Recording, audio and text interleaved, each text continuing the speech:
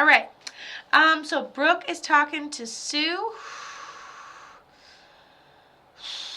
Okay, honestly, it seems like at the end of life we have some sort of, like, primarily of lack of oxygen, but we're not talking about that. She shows me cold hands. She shows me a handful of medicine, like a mother figure. So we have someone that's like a mother figure. I feel like it may have been difficult to walk right at the end. Passive something medically, which declines our physical self, so it must have been happening for a while. She goes like this with a handful of pills, which is my sign and symbol. This is something like we've been medicating over time for a while, and then it catches up to us. And then she gives me an analogy, like when you put too many things in the basket, it starts going down, like it starts just getting heavy. So it seems like the more, kind of like an old thing, like the more things kept piling on as you kept going. And it makes me feel like, let me know if this resonates so far, because I can literally go forever. Yep, and tomorrow we're going to be on Facebook doing free video readings. So if you would like to be on tomorrow doing free video readings, make sure you follow me on Facebook. Okay, Brooke, I'm going to keep going, if that's fine with you. She does a little bit of talking about someone taking care of her, and then she gives me a couple signs and symbols, like this one was having difficulty walking toward the end. I'm just showing this for Facebook for those of you guys that are seeing it on the recording. Had a hard time walking, being taken down over time by something, and then she also, then she circles the long bed, and the long bed is always like you are laying in a medical situation, kind of unresponsive or declining. She also talks about somebody taking care of her, the way she emphasizes the way she was being taken care of at the end. So I froze for you again. Hopefully that is totally fine. I will, hopefully everything is gonna work out. Just go out, come back. I love that Spirit is continuing to take your Wi-Fi connection out because you got a reading today. So I kind of like it. It kind of thrills me, not going to lie. And then Steph, stay on deck. I'm not opposed to doing them simultaneously. And she said she's screen recording. And Danny says it's crazy because everything is resonating, which I love. Hold on, I gotta plug my phone in. Brooke says, okay, you're back. Beautiful. So after you said that it resonated, Brooke, what I said was, and then something progresses, and she talks about like a medical bed, like her medical self declines into a state where she needs to be taken care of toward the end. And she just says thank you for those who were taking care of her, and something about, just essentially being, taken care of at the end. Not to like repeat myself a lot, but she keeps talking about that. And then oxygen, it was difficult. Oxygen, breathing. I don't even know if everybody was, she said she may have not been responsive toward the end. Or she saw like everybody around toward the end. Doesn't feel like loneliness. It feels like even in a medical state, she's not alone. Someone's taking care of her, someone's next to her. Does it record sound when you screen record? Sometimes it does, depending on how updated your phone is. This is so much a postcard. I love that because Spirit is not here to waste your time. Even if you're watching me on a live stream on Facebook or TikTok, you can resonate with the reading. It's not that you have to spend money to get a reading. You can get your own types of readings just by listening in or joining the circle, which is pretty cool.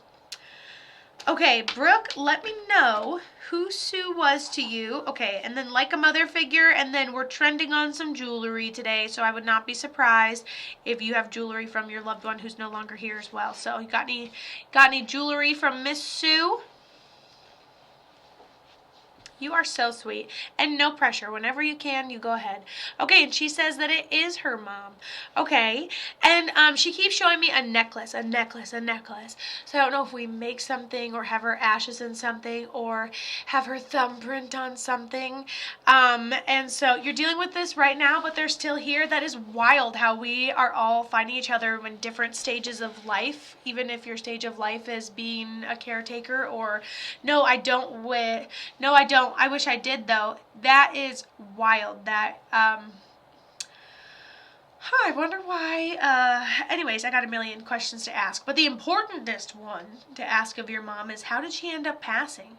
She showed us it was the medical and hard to breathe, something she had worked on for a while or medically maintained for a while. And then kind of talking about being in this unresponsive state for a minute as well.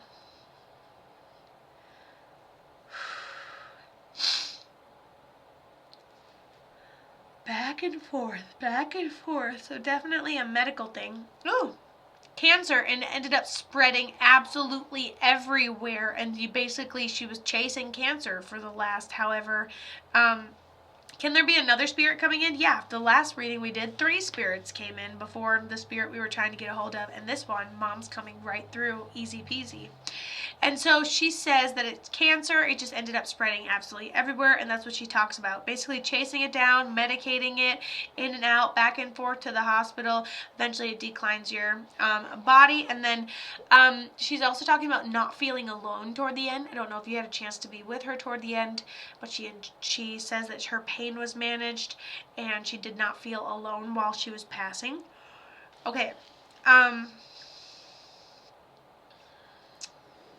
She also says that that she visits you in dreams, and she goes, well, you know me and technology, I'm still trying to get it all to work, and I just kind of like giggle at her a little bit. But she talks about how she's visited you a couple of times in dreams. She says that you kind of like not give up, but you start to feel really like hopeless about things really quickly. She goes, you get that from her and you really need to stop. And she goes, yes, she wasn't alone. I love that she wasn't alone because she talks about it. Whoever was around her, she was good with it. However she was at the end of her life, know that she wasn't experiencing pain with it. So that is absolutely fantastic. Yeah, I know, big messages today for sure. Big messages. And Nicole's like, I truly feel like this is my mom. And that's what it means to take a postcard. Spirit's not wasting your time. And the message can also be for you or resonate with you. So it's beautiful. Please know you did just get a reading from your mom as well. Some sort of message. So it just works in beautiful ways, that's for sure. Okay, and then she said she visits you in dreams. Don't be so hard on yourself. And then she talked about you have been operating on a fight or flight for a while because maybe you don't know who to trust, or you don't know, maybe your foundations have been shaken up quite a bit. And she goes, well, you can put your weapons down now because you're okay and you're safe. And that's just something that she also says to you as well. I like that. Then you have this little boy energy on the other side. I'm not trying to get into it, but you do have a little boy on the other side. He looks like 9-ish.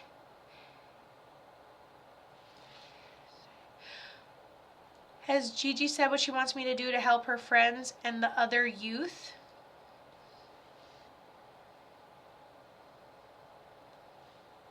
Helping them deal with the loss was enough. You've already done so much in what you do every single day.